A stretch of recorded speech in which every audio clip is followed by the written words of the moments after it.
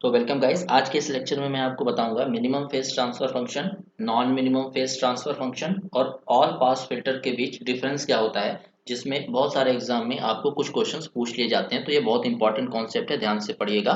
तो सबसे पहले बात करते हैं मिनिमम फेज ट्रांसफर फंक्शन की। तो मिनिमम फेज ट्रांसफर फंक्शन वो ट्रांसफर फंक्शन होते हैं जिनमें सभी पोल्स और जीरोस लेफ्ट हैंड साइड में लाई करते हैं। अगर एक भी पोल या जीरो राइट हैंड साइड में लाई कर गया, जैसे ये हमारा पोल है, ये है जीरो, ये है जीरो, ये है पोल।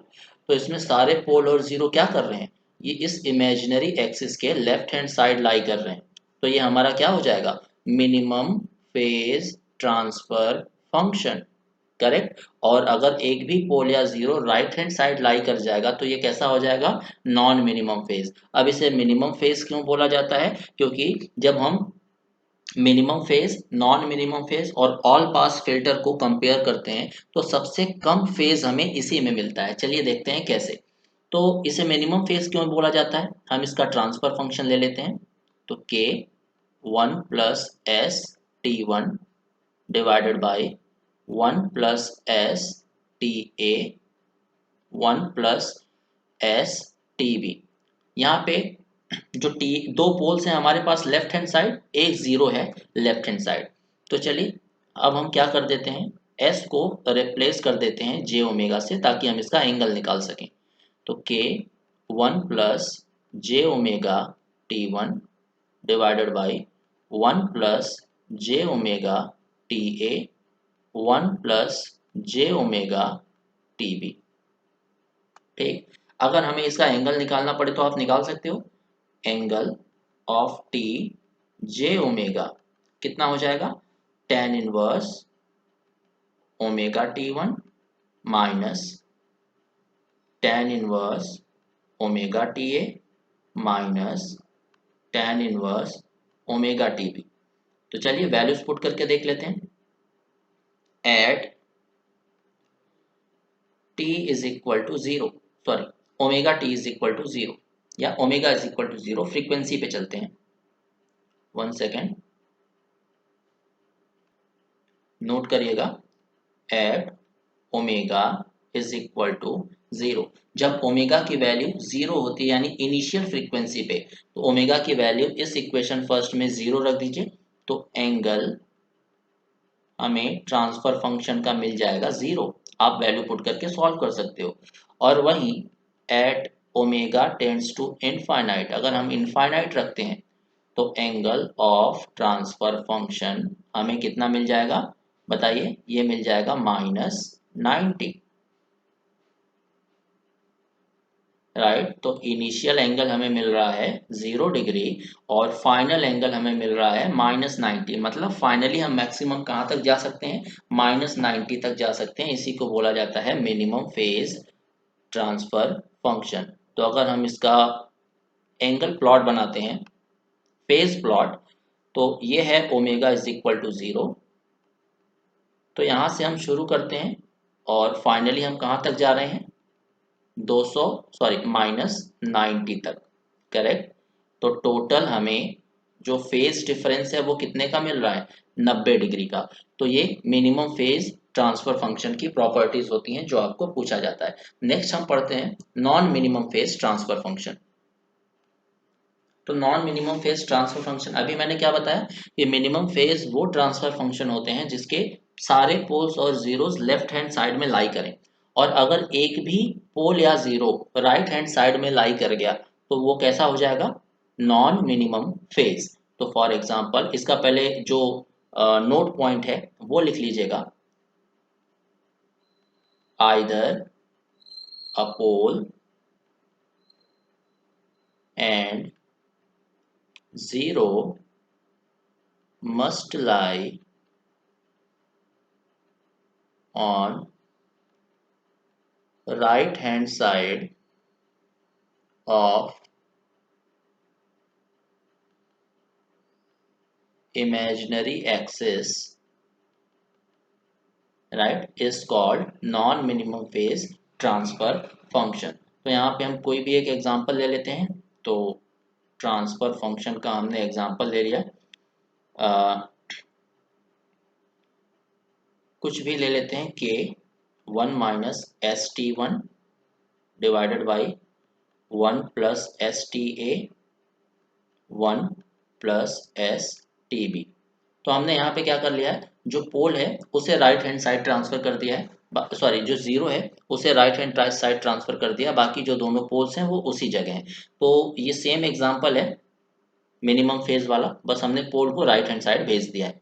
तो अब मुझे बताइए हमने पोल को ही क्यों प्रेफर किया, सॉरी जीरो को ही क्यों प्रेफर किया, पोल को क्यों नहीं भेजा? क्योंकि आपको पता है कि जो पोल है वो सिस्टम को अनस्टेबल कर देता है। अगर हम पोल को राइट हैंड साइड कर देते हैं तो जो सिस्टम है हमारा अनस्टेबल हो जाता है। तो सिस्टम हमारा अनस्टेबल ना हो इसीलिए हमने पोल को, सॉरी जीरो को राइट हैंड साइड भेजा है। तो 1 0 in right hand side, 2 poles in left hand side. तो इसको जे ओमेगा से रिप्लेस करिए, T j omega is equal to K 1 - j omega T1 divided by 1 + j omega TA 1 + j omega TB। Angle calculate करते हैं, omega is equal to 0 पे। तो जब omega, sorry पहले हम एंगल निकालें तो यहाँ से एंगल का फॉर्मूला अगर हम कैलकुलेट करते हैं तो क्या मिल जाएगा हमें, -tan−1 omega T1 -tan−1 omega TA -tan−1 omega TB। तो यहाँ पे दो वैल्यूज मिल जाएंगी हमें।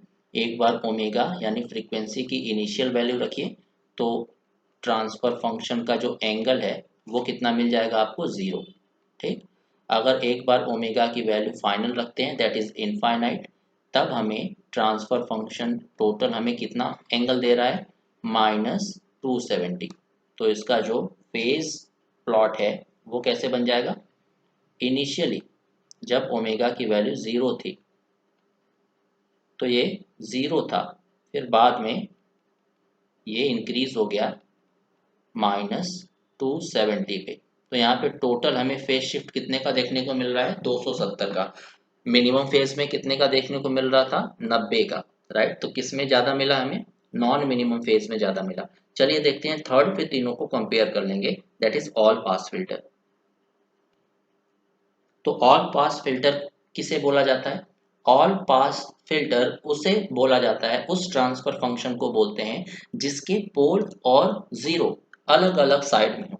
या तो पोल आपका लेफ्ट हैंड साइड में हो, जीरो राइट हैंड साइड में हो, या जीरो लेफ्ट हैंड साइड में हो, पोल राइट हैंड साइड में हो। जैसे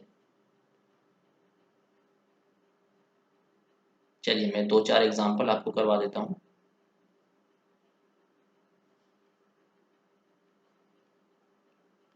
यहाँ पे हमें क्या मिल रहा है, ज़ीरो मिल रहा है, यहाँ पे पोल मिल रहा है, यहाँ पे पोल मिल रहा है, यहाँ पे ज़ीरो मिल रहा है, यहाँ पे ज़ीरो पोल ज़ीरो।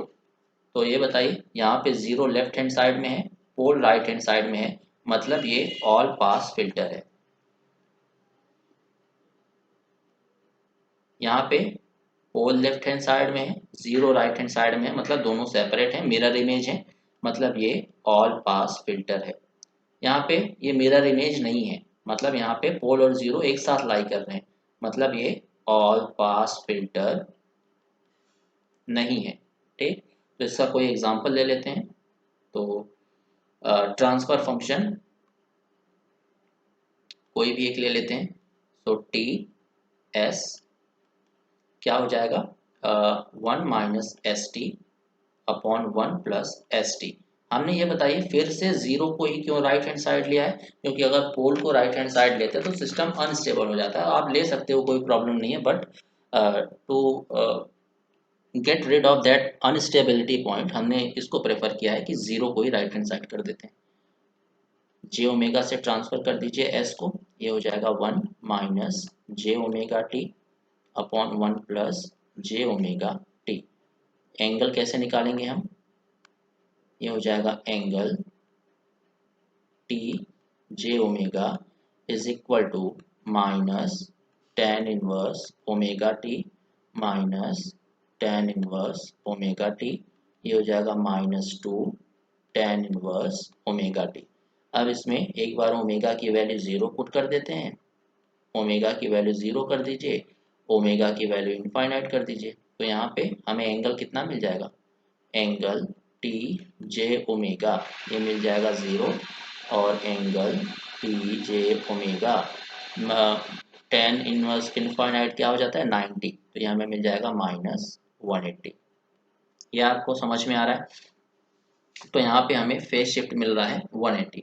अच्छा, इसका मैग्नीट्यूड कितना मिल जाएगा बताइए, magnitude of t j omega ये आपको मिल जाएगा √1 plus omega T square divided by √1 plus omega T square, तो ये कैंसिल आउट हो जाएगा, मतलब 1। तो ऑल पास फिल्टर का जो मैग्नीट्यूड है वो हमेशा हमें मिलता है 1, और जो एंगल है यानी कि फेज हमें मिलता है वो मिलता है -180। तो अब एक चीज़ यहाँ से हम कंपेयर कर लेते हैं, सबसे ज़्यादा फेज शिफ्ट हमें मिलता है नॉन मिनिमम, फिर उससे ज़्यादा हमें मिलता है ऑल पास, फिर उससे कम हमें मिलता है मिनिमम फेज। इसीलिए इसे मिनिमम फेज बोला जाता है, क्योंकि सबसे कम फेज शिफ्ट हमें देखने को मिलता है। नॉन मिनिमम में कितना मिल रहा था, -270, ऑल पास में कितना मिल रहा है, -180, मिनिमम फेज में मिल रहा है 90 डिग्री। करेक्ट। अब एक यहाँ से कॉन्सेप्ट और छोटा सा देख लेते हैं कि अगर हमारे पास GS HS दिया गया है कितना, K 1 minus s T one divided by 1 plus s T ए और 1 प्लस एस टी बी, ये कैसा सिस्टम है, मिनिमम फेज या नॉन मिनिमम फेज, तो आपको सीधा सीधा दिख रहा है एक 0 राइट हैंड साइड में है, मतलब ये नॉन मिनिमम फेज सिस्टम है। ठीक, अब यहाँ से थोड़ा सा मॉडिफिकेशन करते हैं, GS HS is equal to K 1 plus s T one divided by 1 plus s T A 1 plus s T B multiplied by 1 minus s T one upon 1 plus s T one. हमने क्या किया, 1 plus s T one से divide कर दिया, 1 plus T one 1 plus s T one से multiply कर दिया। इसको जब कैंसिल आउट करेंगे तो हमें वापस से यही वाला एक्सप्रेशन मिल जाएगा। तो देखिए ये कैसा है, ये वाला जो पहला टर्म है ये कैसा है, ये है मिनिमम फेज, ये कैसा है, ऑल पास। तो यहां से हो गया non minimum phase transfer function is equal to minimum phase transfer function plus all pass filter, ये रिलेशन बनता है। ये जो ये कैस्केड है,